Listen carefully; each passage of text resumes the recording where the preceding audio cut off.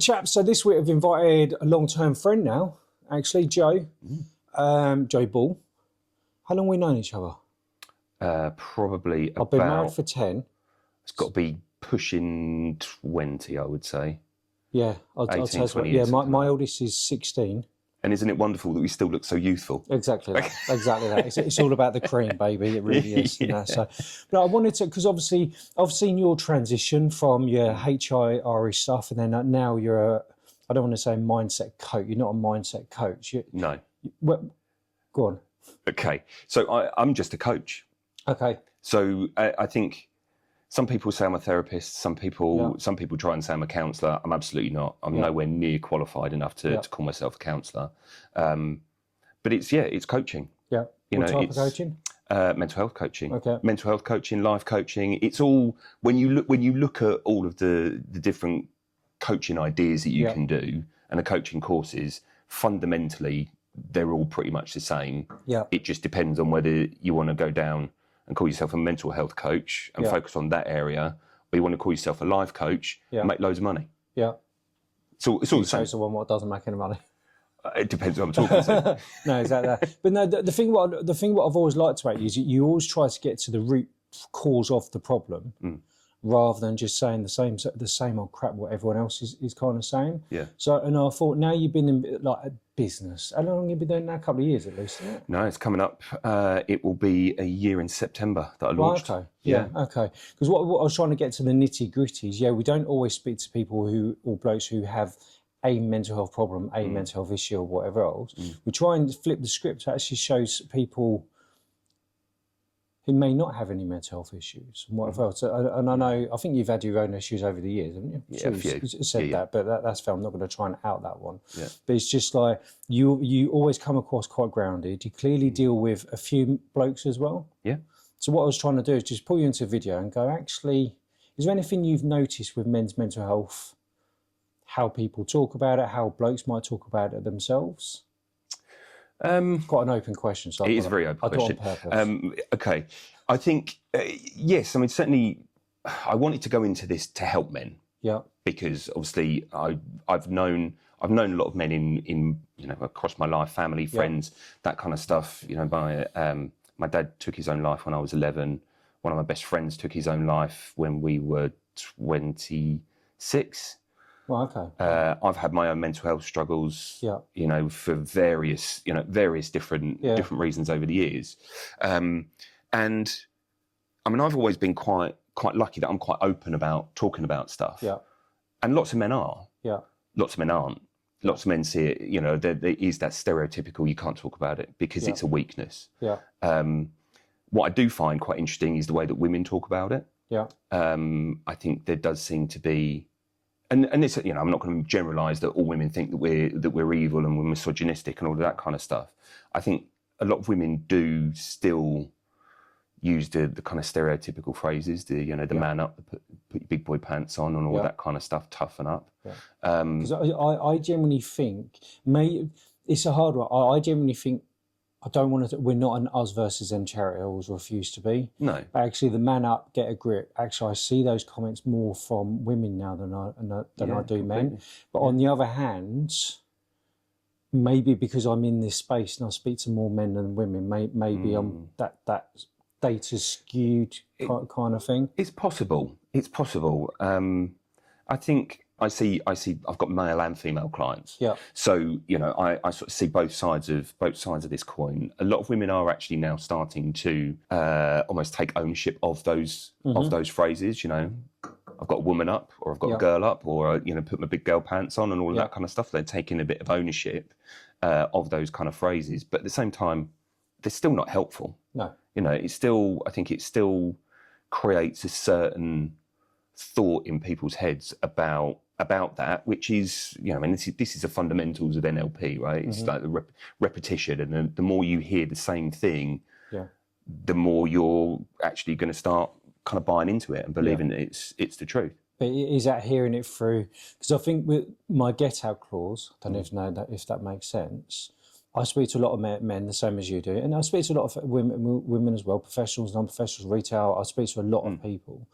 But the one telltale sign what I see time and time again actually isn't what people say to them, it's what they say to themselves. Completely. And just to give more context, say for example, like, I don't know if you know, we did the MANUP mountain, like the camping trips. Yeah. We've got another one coming in October, and we might be doing 3 next year as well, so I'm really chuffed about that. Yeah. When we speak to blokes where they're like, oh, I'd love to do that, well, apply for it. I know Mrs. won't let me. He's like, well, have you asked her? No, she won't let me. I'm like, well, ask her. And I get it with like the videos I've done where some blokes are like, oh yeah, I used to love, even off air, like I used to love football. I'm no good anymore, but I'd love to go back to it. We'll do it. No, Mrs. won't let me.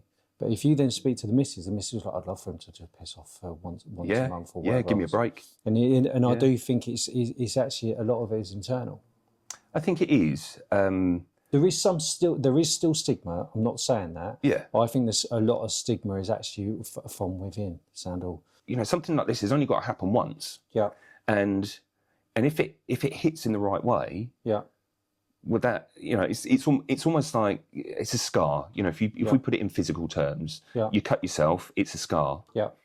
Every time you go near that knife, that saw, that screwdriver, whatever, that they put the scar there in the first place. Yeah. You'll remember that was the thing that caused this. Yeah. So in the same way as if a bloke says, "Oh, I'd love to go and play football, but my missus won't let me," and chances are, where he's got that from is because he said to the missus, "Oh, I'm playing football with the lads tomorrow night." Valid point, yeah. And she suddenly pipes up, "No, you can't. You promised you'd come round and see my mother. Yeah. Don't let me down. Don't make me look stupid." Have you been talking to Faye? Basically, I didn't think... that's kind of where it comes from, isn't it? You know? No, you're right, because it's happened once. Yeah. Actually, do you know what? I didn't think of that, actually, but now you're a wise man. You really are. Yeah. Actually, I wouldn't go wise. Yeah, but I was just trying. Wizened, maybe. Wizened, yeah. but I think that's an absolute valid point. But it does show that maybe communication, relationships or not. Yeah. And when I'm not on about just like a relationship like Faye or partners, I'm on about mums, dads, boyfriends, girlfriends as well. Just things. So we don't give enough thought and context into the way that we talk to each other. Yeah. And it's interesting that conversations that I've had with my mum about the way that her mum was with her. Yeah. I mean, I thought my grandma was absolutely wonderful. You know, this sweetest old lady. She was funny. She had a great sense of humour.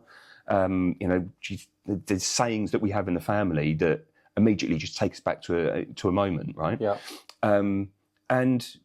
But when I talked to my mum about the relationship that she had with her mum, no, she was this, she was that. You know, she would never let me do what I wanted to do. She always made me feel bad about myself. Yeah. Well, that kind of passes itself down. Yeah. So my grandmother's way of parenting is the same way that my mum parents me. Yeah. So a lot of it is like short, sharp shock. Yeah. Never thought you were going to amount to much. Yeah. I can remember specifically when she said that. Yeah. I can. The picture is there, vivid. It's when that whole imposter syndrome. Right. I know. She doesn't remember saying it. Yeah. She's like, "I would never say that to you." I was like, "You did." Yeah. And I got a slap across the face at the same time. Yeah. You know. I mean, not to say that my mum, beat me as a child, just to make that very clear. Yeah. There's a social media clip. Absolutely, isn't it? Yeah. But yeah, that's and. I mean, it'd be great if I could get my mum to go and see a coach or a therapist or, someone just so that she could just get all of the bullshit out of her head that causes her so much anxiety and so much worry and overthought and all of this kind of stuff. Yeah. Because obviously I've gone through that journey. I now know the benefits of doing that. Yeah. Because whilst, yes, by no means am I fixed, and I don't think we should ever use the word fixed in the same way that we should never use the word broken. I don't think anyone can be truly perfect and fixed. You cope. Yeah, exactly. And you cope to varying degrees given the subject matter, I think. Yeah. And I think that's the important thing. Yeah. No one's ever fixed, because what does fixed actually look like? Yeah. I think the thing is, especially once we start using the term fixed or whatever else, it's like that's when comparison kicks in. And I think this is the thing what I hate so much about social media is everybody's just trying to compare their lives to the next person. Yeah. But what people don't realise, actually 99% of stuff on social media, don't know whether that statistic is true, but it probably is complete and utter bullshit. Oh, it's hilarious. Yeah. everything's just set up, isn't it? I've had clients in the last year who have come to me because a relationship is breaking down. Yeah. And, I mean, they start following my social media feed. And I always follow people back. When they start following me, I start following them back, especially if they're a client, because that will sometimes give me an in that they're not giving me. Yeah. And this one particular lady, she said, "Oh, my husband's this, my husband's that. My life's awful. It's this, that, and the other." When you look at the social media, well, that's like Hollywood. Exactly. Yeah. Shiny, happy. Oh, look at us. He's my number one. He's my favourite. Yeah. Well, that's not what you're telling me in a session. Exactly. Like slating and behind. Fake. Yeah. But there is such a pressure. Yeah. That to the outside world, that our lives are veneered and perfect and beautiful. Yeah. And you're comparing, I mean, it's still keeping up with the Joneses thing that, that we've had for generations. People want to be the Joneses. Yeah. When in actual fact, when you go inside the house, there could be domestic abuse, there could be misery, the kids could hate their parents, the parents hate the kids. It could be an absolute shit show. Yeah. But to the outside world, it's, oh, look at us. Yeah. I think COVID strengthened that. Massively. I think the issue with COVID, which I think strengthened it, it showed a lot more people in the world to just be a bit of an arsehole. Yeah. If I'm honest with you. Yeah. Just my personal opinion. Do you know what I mean? Like everyone, and I'm not slating supermarket workers or whatever else, but it was like they got praised, bits of the NHS, but actually we kind of forgot about the postman who was delivering the COVID, the bin men. Yeah. Well, look at Birmingham. Do you get me? For 3 months they didn't have bin men. This is complete shit. So I think we just turn into, we pick and choose who we think is on a pedestal and who isn't. Yeah. But also now I think, and I see this a lot, and I don't think it's getting any better. I think it is with men, but maybe because I'm in that world, I see it a lot. It's just we don't want to air or talk about our own problems because they know that someone else has got their own problems. Yeah. But when it comes down to social media, or even if you come into here for a party or whatever else, everyone's saying, oh, I'm all happy, blah, blah, blah. Look at me having a whale of a time. I booked a holiday in Tenerife or Benidorm. It's like, well, that's not what you were saying to me last night. Do you get what I mean? Absolutely. It's like everyone's just trained to put on the front. I see, I was talking to his new client actually last week, and he was making comparisons. Yeah. None of my mates have got this problem. I'm like, what's wrong with me? Why am I the one that feels like this? And I said to him, so if you think about all of the men that you know, socially, family, all of that kind of stuff, how many of those, if you ask them honestly, is your life everything that you want it to be? Have you got the job? Have you got the car? Have you got the family? You've got the relationships? Have you got the friendship groups? Yeah. Have you got peace? How many of those do you think could honestly say, yes, I've got absolutely everything? Yeah. And he went, probably not many of them. Yeah. So what's the difference? Exactly. The difference is you're doing something about it. Yeah. You've reached out and you've come and spoken to me. And I think actually, and this is not to say that people that are dealing with things on their own, because that works for some people, and fantastic if you've got the resilience to do that. Well, for me, after therapy and after a few bits and whatever, I think because I have conversations like this day in, day out, so for me it's just like one big therapy session. Yeah, now. absolutely. Yeah. But with me, I've now got into a mindset where actually one of the best things, what resets my brain, is actually having the ability to bugger off going wild camping. Yeah. For like 2 or 3 nights on a mountain at minus 27, whatever else. I've said it a few times. Is there a bit of masculinity of looking at me camping in snow? Of course, I'm not going to lie. Of course there is. Like Grizzly Adams. Yeah, no, exactly that. But it's just, but it's more of the fact I've found something where I can just go and shut away for like a couple of days. I go there with all the big problems, like I've been picked up, shaken, and come back with all the little problems I can deal with. Yeah. But for me to get to that point, I did need a bit of therapy. Yes, I did need a bit. Do you get what I mean? And I think that's why I think therapy or even good coaches actually can come in quite handy. Completely. That only could work of me going, I'm a bit mental. I need a bit of help on this one. I can't deal with this all on my own. Yeah. If that made any sense. Yeah. No, it does. I mean, for me, it was And I'll never forget the conversation. It was a conversation with my mum. It was a very strange day. This day, like I'd been going through some stuff. It was coming up to Christmas. Been going through some stuff, and I was over at my mum's Christmas Day. We did the very stereotypical twee Christmas Day walk by the river in Woodbridge. Yeah. And my mum said to me, she stopped me, and she went, "I'm really worried about you." What are you worried about? I hate people being worried about me. It's the worst thing anyone can say to me. Adds to the burden. Like, oh, God, I'm awful. And she said, "I'm really worried about you. You haven't been yourself. I'm worried that you're going to do what your dad did." Yeah. And at that split second, that was the bit. It made all of the things that I'd thought about real. Yeah. Because someone else had spotted it. Yeah. And then I started, I started looking at it, and I mean, I've had a therapist or a coach, call it what you like, probably almost as long as we've known each other. Well, okay. Wow, didn't know that. And nobody knew. Yeah. Because I even felt that there was a stigma to that. Yeah. Do you know what I mean? Actually, and that's the thing, and maybe I shouldn't have said that, so I didn't know that or whatever. Actually, I didn't need to know that. No, you didn't. And that's the thing, isn't it? And I hear that a lot where some people go, "Yeah, I have therapy or whatever," and they're like, "Oh, really?" Yeah. Because I've been accused of being anti-therapy before, or on MANUP. Rarely. The reason being is because I'm not, and therapists and coaches will say the same thing. It's not a one-size-fits-all. It really isn't. And sometimes it means actually, like me going racing motorbikes or buggering off the mountains. Yeah. Actually, I don't need therapy for that. Yeah. I mean, for me, it's walking the dog. Yeah. I mean, I can't really do it very much at the moment because of the recovery process. But you take your clients on dog walks, don't you? Yeah. Yeah. So but it's this the one size doesn't fit all. Mm-hmm. So I'll take clients on dog walks. I'll meet people in coffee shops. Yes, I'll see them in a therapy room. And I'm about to build my own therapy room, so I've actually got somewhere in Ipswich. You will never get me in a therapy room.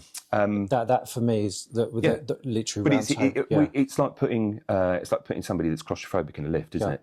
Yeah. It doesn't work for everybody. Exactly. And for some of my clients, they want to see me in a therapy room. They want to see me in a coffee shop. Some of them, they want to do it online. Yeah. I've got one guy who lives the other side of Ipswich. Yeah. Wants to do it online. Doesn't want to see me in person, but if it works. How many blokes have asked to go in the therapy room?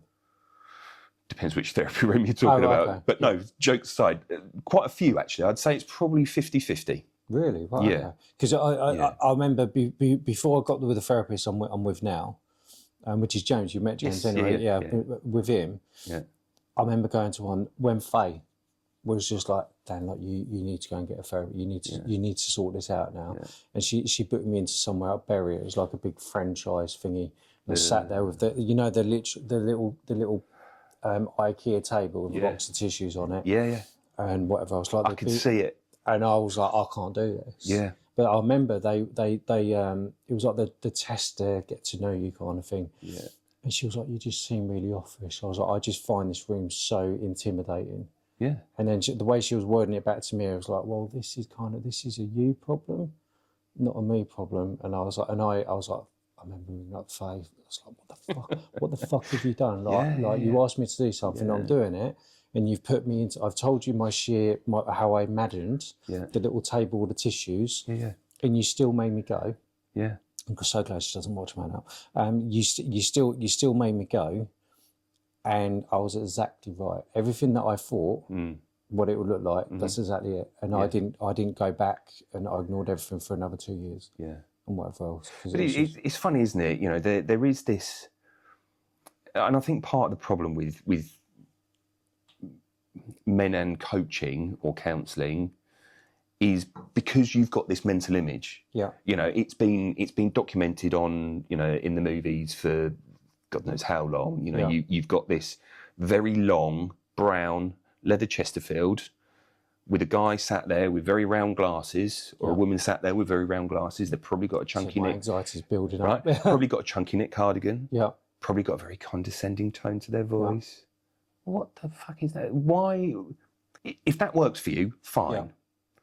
But I think for a lot of men, in exactly the same way, like you just said, just the mere thought of it is anxiety-inducing. Yeah.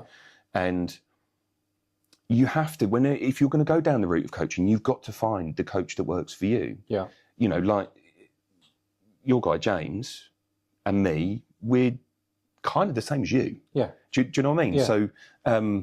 So if I want people to come in and actually feel comfortable, you've got to have a rapport with people in order to be able to coach them. Yeah. Because if you haven't got a rapport, well, you might as well just be a complete stranger on the street, and I will tell you what I feel comfortable in telling you, but I'm probably not going to tell you all the things that you need to know to help me reprogram that.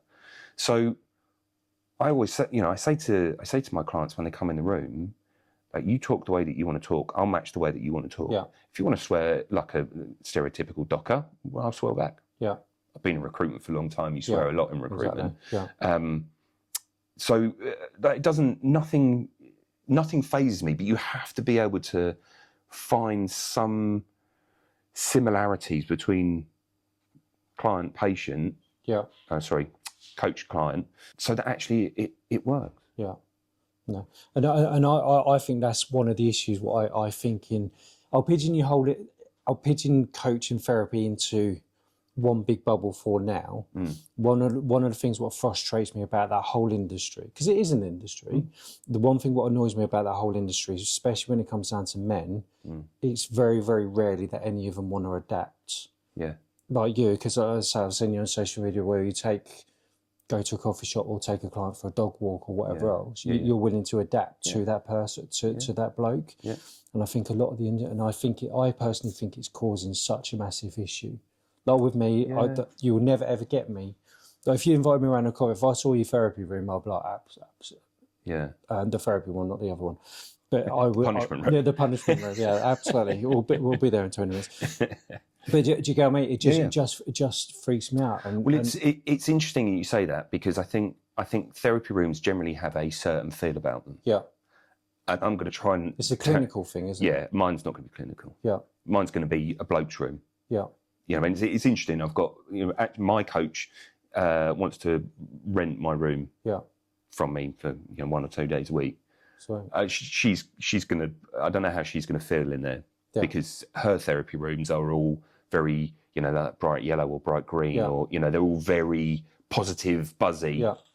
Mine's a bit more like I want it to look a bit more like an old man's smoking room. An old gents club or something like that. Yeah, absolutely. No, I don't blame you, but I think that's what I just wish that a lot of the mindsets, I think mindset people were some of the worst. It's such feminine terminology. And when blokes don't want to engage with it, it's not their problem, it's the men's problem. Yeah. And it's the same as like, men should talk, men should talk, men should cry. Actually, a lot of them are. Yeah. We need to change our script to go. Yeah. Like I've said this a few times. I think I said it on that conference thing. It's like Steve, my chair trustee, or even Faye. They'll be like, Dan, you're being a prick. And I'm not telling everybody who's seeing their partner, boyfriend, girlfriend, whatever else, to call them a prick if they see them struggling mentally. Yeah. But they know my terminology. Yeah. It's like, you're being a prick. What's going on there, mate? They don't mean that to hurt me or whatever else. But if somebody said to me, it's like, Dan, you seem really upset, you seem really emotional, do you want to cuddle? Yeah. I'll be like, fuck off. It just puts you on alert, doesn't it? Exactly. And I'll never ever engage. And this is what we try and promote with MANUP, is I am a fan of therapy, but like you, I don't think therapy suits everybody. But rather than say, well, that's your problem, you should give it a try once, actually work with that bloke and go, well, what does he want to do? If that means taking a dog for a walk, or staring at cranes, I've no idea what goes through my head half the time, or doing something, change your script rather than asking them to change their script. Yeah. And I just think the whole industry... We have to fit into them. Yeah. You can't expect everybody. I mean, yes, okay, there are certain medical practices, if you want to call it that yes, if I need to have a filling, I need to go and sit in a dentist chair. Yeah. Fine, get that. But with this kind of stuff, you have to, and I've got loads of ideas in my head around kind of different things that we can do to reach more people. Yeah. Right, well, let's go to a shooting range. Exactly. Let's go and talk about stuff in an environment where we haven't got to look at each other. Yeah. That's pretty much where the dog walking stuff came from. Yeah. Because a lot of people don't like eye contact. Yeah. I hate it. They can't cope with it. Yeah. And if you're walking a dog, generally speaking, you're both walking in the same direction for fear of falling over. Yeah. You've got a distraction, so you don't have to look at me. If you want to look at me, fine. Well, it's like to say, if you're in a deep conversation, go for a drive. Exactly. Because you're both staring forward, Exactly. isn't it? Yeah, absolutely. I mean, we used to, quite often, if we had managers at my last place of work that were butting heads, we'd send them to another office and they'd have to go in a car together. Yeah. And by the time they came back, they were the best of friends. Exactly. It's just got to be done, yeah. Because you're in a confined environment where you can either sit here in silence or actually talk about stuff and something, play I Spy, whatever. Yeah. And it just breaks down all of those barriers. No, it's got to be done. So with it, just before we draw to a close, Kevin, we've got 4 minutes. Okay. Is there a telltale sign of the clients will come to you who are male and females, or is there? Because the reason I say that is, I get asked quite a lot of like, do most of the guys that come to you, is it always down to money? And actually, do you know what? It's incredibly rare that money is an issue. What causes mental health issues or problems is normally the other stuff, which is like relationships. Yeah. And I'm not on about relationships as in she's acting like a nagger or whatever else. It's just more like the lack of communication, because and I think, and I've said this before, with a lot of blokes, they bottle everything up. So day 1 to turn into day 2, day 3, day 4. And I see this time and time again. But yeah, so all of these, where am I going with this one? So I apologise. Yes, all of these little problems escalate into a big problem. But all the way along that journey, the partner, normally female, will be like, I know something's wrong, talk to me. But society's making her out to be a nagger. She's not a nagger, she cares, she gives a shit.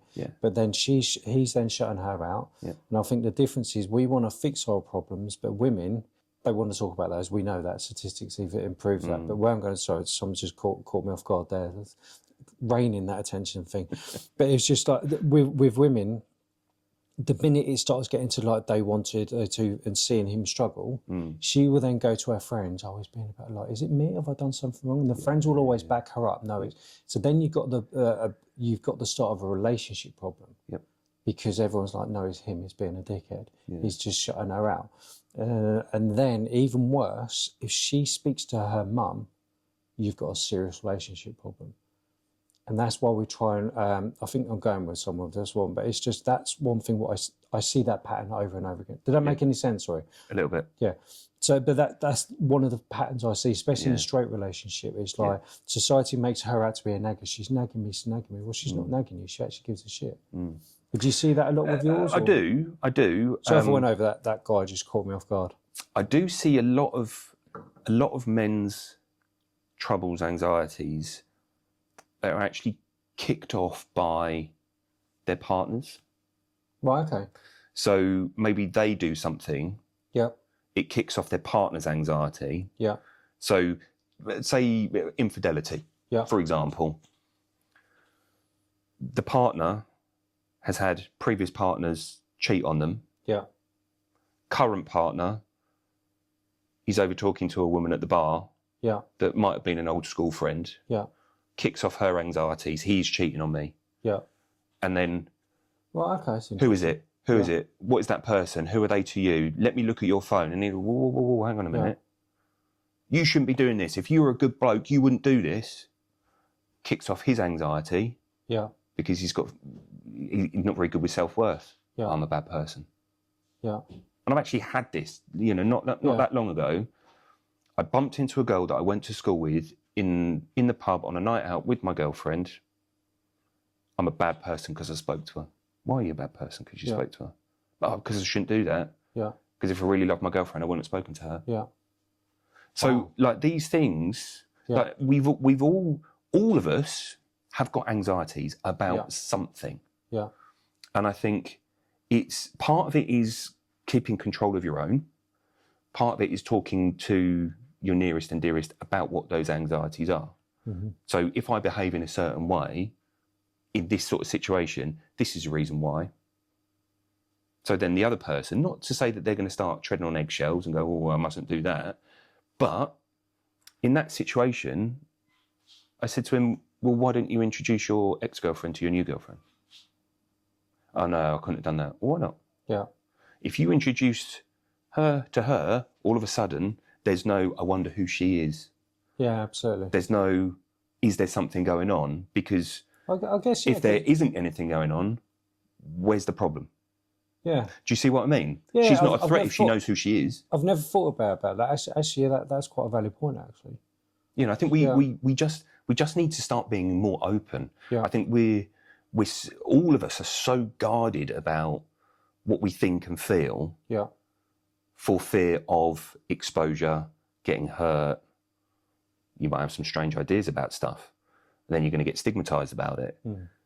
We hold so much inside ourselves that actually we're almost, partly we're a bit of a walking time bomb, but we're also putting a bit of a target on our back. Mm-hmm.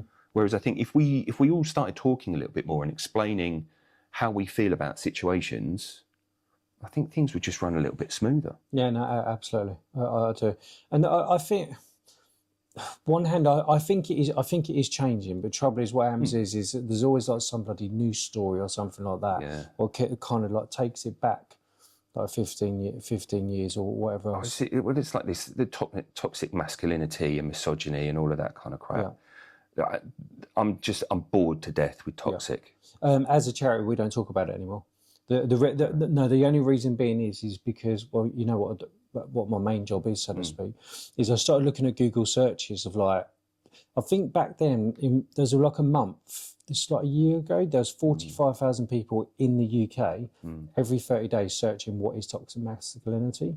I'm like, well, hold on a minute. If 45,000 people, that was when Tate rose proper. No, if that many people are actually asking what it is, well, that shows me that nobody actually knows actually what it is. So just get all of those toxic people, men, women, trans, others, stick them in the dickhead bubble, let them just fight amongst themselves. Yeah. And when they've grown up a little bit, let them kind of come back in, and just as normal people, just get on with it. Yeah. And so that's kind of our stance now of just actually just because I like engines, just because I like doing this, that, and the other as well. I don't think there's anything toxic about me. I'm just a normal bloke, and we should just be embraced.